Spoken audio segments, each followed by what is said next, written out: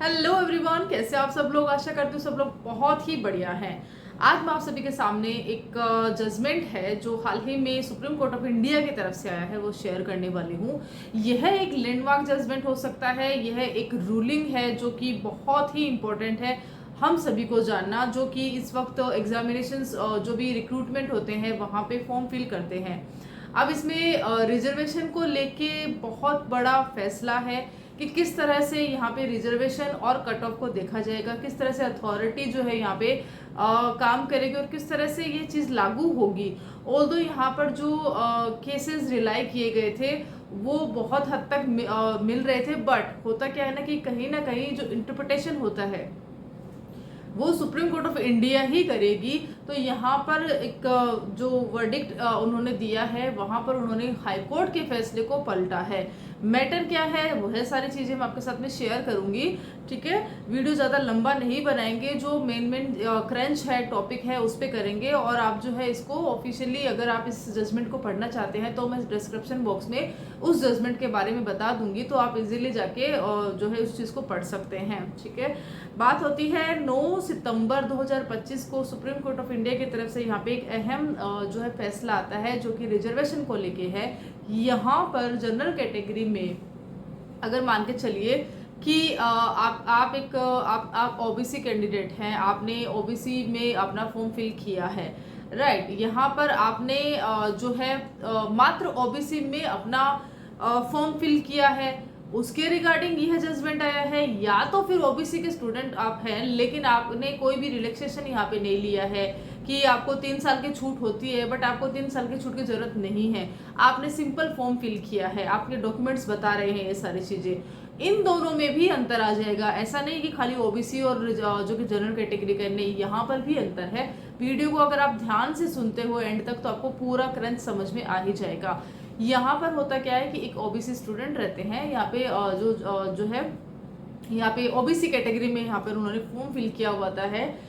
Age relaxation के regarding यहाँ पे जो रिलीफ होता है जो कि दिया गया है इस कैटेगरी में, वो उन्होंने लिया है और उसके बाद में एग्जामिनेशंस देते हैं, एग्ज़ाम देते हैं। लेकिन जो ओबीसी कट ऑफ है वहाँ उन तक वो रीच नहीं कर पाते हैं। 100 के ऊपर उनकी जो रहती है लास्ट सेलेक्टेड कैंडिडेट रहते हैं उनका रहता है। लेकिन हाँ, जनरल कैटेगरी जो कि लास्ट सेलेक्टेड कैंडिडेट रहते हैं उनसे ज़्यादा उनके मार्क्स रहते हैं। तो यहाँ पर वो जो है हाई कोर्ट में रेट लगाते हैं कि भाई मेरी कट ऑफ नीचे है बट मेरे मार्क्स जो जनरल कैटेगरी के लास्ट सेलेक्टेड से भी ज़्यादा है, तो मुझे यहाँ पे सीट मिलनी चाहिए ना।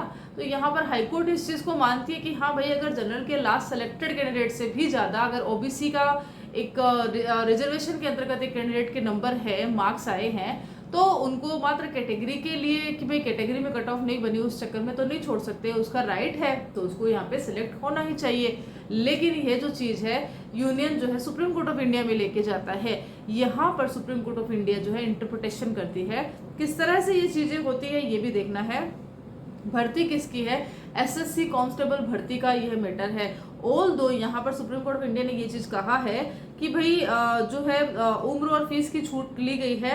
तो यहाँ पे बताया गया है कि जनरल की सीट के लिए नहीं सेलेक्ट होते, तो इनकेस अगर भर्ती में कोई नियम है, मान के चलो कि एसएससी भर्ती में ये नियम ही नहीं है कि भाई अगर आपने एज रिलैक्सेशन में अगर आपने लिया है, आप ओबीसी में कैटेगरी में आप फॉर्म फिल कर रहे हैं, आपकी एज नहीं है, अब आपने यहाँ पे एज के अंतर्गत ले लिया कि भाई आपने रिलैक्सेशन ले लिया है, अब आप जनरल की सीट पे नहीं जा सकते। लेकिन अगर आपने नहीं लिया तो आप जा सकते हैं, ऐसा भर्ती में नियम है। लेकिन इस भर्ती के नियम को यहाँ पर हाईकोर्ट के द्वारा नहीं देखा गया। हाईकोर्ट के द्वारा सिर्फ और सिर्फ उतना देखा गया कि एज एन ओबीसी कैंडिडेट देखा गया है। यहाँ पर इंटरप्रिटेशन चेंज हुआ है। दूसरी चीज ये है कि जनरल कैटेगरी के जो कैंडिडेट से ज्यादा मार्क्स भी आए हैं लेकिन फिर भी ओबीसी मेरिट लिस्ट में वो पीछे ही रह गए हैं, ये सारी चीजें हैं। अब मेन जो क्रंच है, आई थिंक आपको ये चीज़ समझ में आ गई है। अब इसको पूरा वर्डिक्ट के हिसाब से बताया जाए तो भी वही चीज़ रहने वाली है। तो मेनली मेरा यही रहेगा कि जो केस डिस्क्रिप्शन बॉक्स में मैं डालूंगी आप उसको देखना। साथ ही एक चीज़ और रहती है कि जब भी हम कोई भी केस के बारे में स्टडी करते हैं वहाँ पर हमें बहुत इंपॉर्टेंट हो जाता है कि मान के चलिए अब सुप्रीम कोर्ट ऑफ इंडिया के सामने जब ये केस गया था वहाँ पर हाईकोर्ट के जो फैसले को पलटा गया था उसमें जो है हाई कोर्ट ने कौन से जजमेंट्स के आधार पर ये जजमेंट दिया था, यहाँ पर एग्री किया था कि हाँ जी आप जो है जनरल की सीट पे आ सकते हैं। उन जजमेंट्स को पढ़ना बहुत ज़रूरी होता है और उन जजमेंट्स को भी पढ़ना ज़रूरी होता है जहाँ पर कि ये जो इंटरप्रिटेशन को भी देखना ज़रूरी है, जो कि उन जजमेंट्स के अंदर से ही निकाल के सुप्रीम कोर्ट ऑफ इंडिया ने यहाँ पे दिखाया है। तो ये बहुत ज़रूरी है। तो मात्र खाली यह जजमेंट नहीं, बल्कि वो 2 या 3 जजमेंट भी जिनको कि रिलाई करके यहाँ पर हाई कोर्ट ने आदेश दिया था, लेकिन बाद में उन्हीं को इंटरप्रिटेट किया गया है सुप्रीम कोर्ट ऑफ इंडिया के द्वारा। अब इस केस में आगे क्या रहता है कि यस, तो मेनली चीज़ें तो मुझे लगता है समझ में आ रही है, क्योंकि थोड़ा सा ये टफ रह जाता है कि किस तरह से चीज़ें समझना होगा। बाकी उन्होंने कहा है कि तो जनरल कैटेगरी के लिए कौन से सिलेक्टेड कैंडिडेट होंगे। तो देखिए हम सब जानते हैं कि जनरल कैटेगरी एक ऐसी कैटेगरी है जहां पर कि जो नोटिफिकेशन में आता है वही होगा। अगर एज 38 है जनरल की तो यहाँ पे 38 ही होगी, उनको कोई रिलैक्सेशन नहीं है, ना एज में ना फीस में, किसी में नहीं रहता है। जनरल कैटेगरी बिल्कुल अलग होती है। उसके बाद में जो भी कैटेगरी होती है उनको कहीं ना कहीं किसी न किसी चीज़ में, एज में, फीस में या तो अदर किसी चीज़ों में उनको रिलैक्सेशन मिलता ही है, लेकिन जनरल को नहीं मिलेगा। तो यहाँ पर बताया गया है कि जिन्होंने कोई भी रिजर्व्ड कैटेगरी को की वजह से कि छूट का फ़ायदा उठाकर, ठीक है, यहाँ तक पहुँचे हैं, उनको यह सीट नहीं मिलने वाली है। तो जो स्टूडेंट्स थे जिन्होंने कि छूट का फ़ायदा उठाया था, डेफिनेटली उठाया था, भले ही वो कैटेगरी में उठाया था, उनको अलाउड किया गया था, भले ही जनरल की कैटेगरी में उनके जो मार्क्स हैं वो ज़्यादा है, लेकिन छूट का फ़ायदा उठाया गया था। यह जो एक इंटरप्रिटेशन किया गया है सुप्रीम कोर्ट ऑफ इंडिया के द्वारा, यहाँ इस जो जजमेंट है, इसका रूलिंग एक लाइन, ये चीज़ जो है बन के रह गई है। अब यहाँ पे अगर थोड़ा सा जान लेते हैं तो एसएससी के बारे में है। तो एसएससी क्या रहती है, एसएससी एग्जामिनेशंस, इससे पहले ऐसा हुआ था कि ये जो केस है इसमें एक दो जो केस बताए गए थे, तो उनमें ऐसा था कि भाई मिल सकता है, रिलैक्सेशन मिल सकता है, कोई दिक्कत नहीं है, सीट भी मिल सकती है, नंबर ज़्यादा है तो नॉर्मल है भाई नंबर। अगर वो कैंडिडेट सेलेक्ट हो रहा है जिनके मार्क्स आपसे कम है, तो अगर वो सिलेक्ट हो रहा है तो आप क्यों नहीं सिलेक्ट हो रहे हैं, राइट? इतनी सी तो बात थी। अब हाईकोर्ट तो ये चीज़ बोलेगा हाँ भाई अगर वो सिलेक्ट हो रहा है तो आप भी सिलेक्ट हो, अगर वो 98 में सिलेक्ट हो रहे हैं तो आपके तो 100 है, ठीक है। लेकिन कैटेगरी और रिलैक्सेशन के हिसाब से उन्होंने यहाँ पे नहीं देखा गया है। दूसरा एक चीज़ और बताइए कि अगर कंडक्टिंग अथॉरिटी रहती है, राइट, जो पहले के जो केसेस थे वो कंडक्टिंग अथॉरिटी के हिसाब से वहाँ पे उनको अलाउड किया गया था। अब एसएससी कांस्टेबल की जो भर्ती है यहाँ पे साफ लिखा हुआ है कि भाई अगर आप रिलैक्सेशन के बाद में यहाँ पर आते हैं तो आपको जनरल कैटेगरी में सीट नहीं मिलेगी, और उसी चीज़ को यहाँ पे ऑब्जर्व किया गया है माननीय सुप्रीम कोर्ट के द्वारा, ठीक है।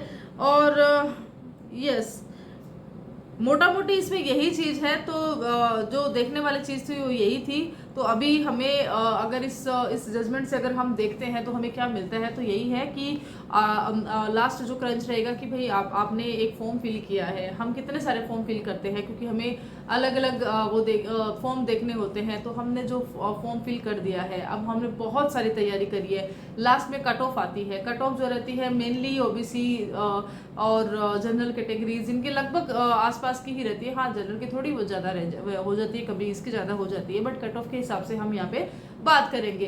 कट ऑफ के अंतर्गत आने में भी यहाँ पे कैटेगरी के अंतर्गत भी 2 चीज़ें होती है। मान के चलिए ओबीसी में यहाँ पर बता रखा है कि जो है 35 लास्ट है, और जनरल में भी 35 लास्ट है, एज बता रखा है।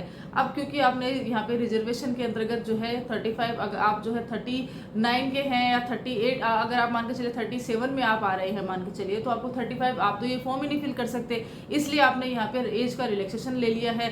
अब आपने यहाँ पे फॉर्म फिल कर दिया है, आपने सारे स्टेजेस पार कर लिए हैं, आपने इंटरव्यू कर लिया, सब कुछ आपने कर लिया। आप जो है माफ़ कीजिएगा, आपने जो है एग्जामिनेशन वगैरह सब दे दिया है। अब जो है रिजल्ट आ गया है, रिजल्ट आते ही कट ऑफ डिसाइड होती है।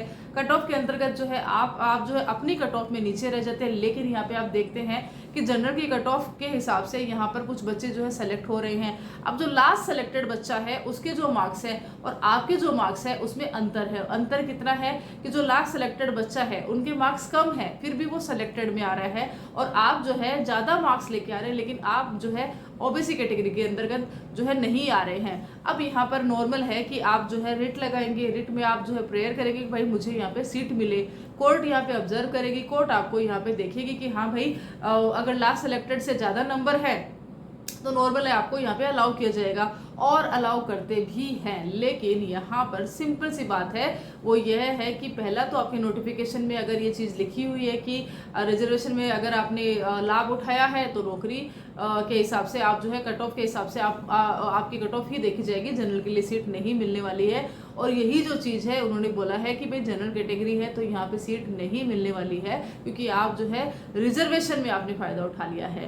तो छोटी सी चीज़ थी, लेकिन फिर भी इसको जो है इंटरप्रिटेट करके सुप्रीम कोर्ट ऑफ इंडिया के द्वारा बताया गया है। काफ़ी बड़ा इसका वर्डिक्ट है, रूलिंग है, हर एक चीज़ को बताया गया है, कौन से केसेज आए हैं, किस चीज़ को रिलाई किया गया है, कौन कौन से वैलिड ग्राउंड्स है, पॉइंट्स है, और ये सारी चीज़ें यहाँ पे शेयर करी गई है। तो बहुत ही अच्छा इवन हम इस ऐसे जो जजमेंट्स आते हैं, रूलिंग्स आती है, उनका वेलकम करते हैं कि कहीं ना कहीं क्लैरिटी मिलती है एक स्टूडेंट को, उनको वो मिलता है कि हाँ यार अभी ये चीज़ हो चुकी है। तो अभी वो बोलते हैं ना कि लिटिगेशन के अंदर वो जाते नहीं है, लिटिगेशन के अंदर जाते हैं, उनका कितना समय जाता है, वो हाई कोर्ट भी जाते हैं, वो सुप्रीम कोर्ट ऑफ इंडिया में जाते हैं, इस दौरान वो कितना उनका रहता है, लिटिगेशन का काम बढ़ जाता है।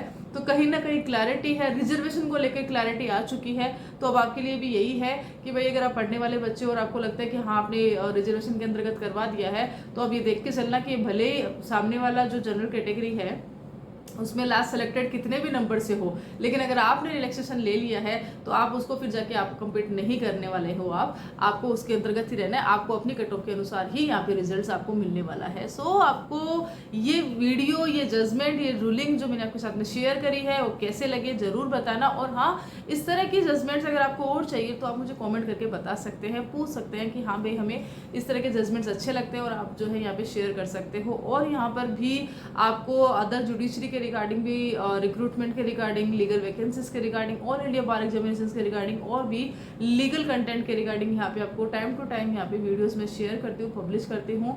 तो अगर आप चैनल पे नए हैं तो चैनल को जाके विजिट कीजिए। अगर आपको लगता है कि ये चैनल आपके लिए बहुत अच्छा है, आपको यहाँ के वीडियोज़ अच्छे लग रहे हैं, ऑथेंटिक लग रहे हैं, ऑफिशियली मैं यहाँ पे अगर चीज़ें शेयर कर रही हूँ, तो आप यहाँ की जो चैनल है उसको सब्सक्राइब कर सकते हैं। और हाँ, ये वीडियो अच्छा लगा है तो इसको लाइक भी कर सकते हैं और शेयर भी कर सकते हैं। Till then, thank you so much.